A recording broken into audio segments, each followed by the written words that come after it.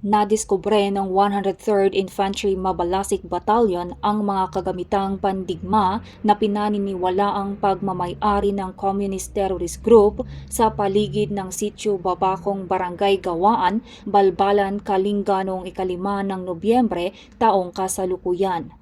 Isang squad ng civilian active auxiliary personnel sa ilalim ng Delta Company ng Mabalasik Battalion ang nagsasagawa ng long-range patrol at pagpapatupad ng 103rd Infantry Battalion Oplan Ultimatum nang matuklasan ang mga tagong gamit pandigma at personal na kagamitan ng grupo.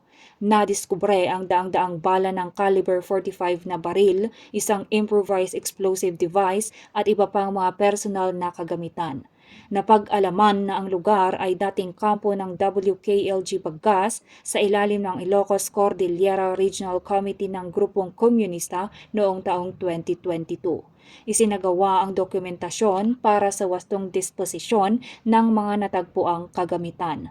Patuloy ang panawagan ng pamahalaan sa mga natitirang kasapi ng Communist Terrorist Group sa Cordillera na magbalik loob sa pamahalaan upang makamtan ang tunay na kapayapaan at masusing pag-unlad para sa bagong Pilipinas. Mula dito sa Rehiyon Cordillera, ako ang inyong PNN Correspondent Patrolwoman Melanie Amoyong, alagad ng batas, tagataguyod ng Balitang Pulis.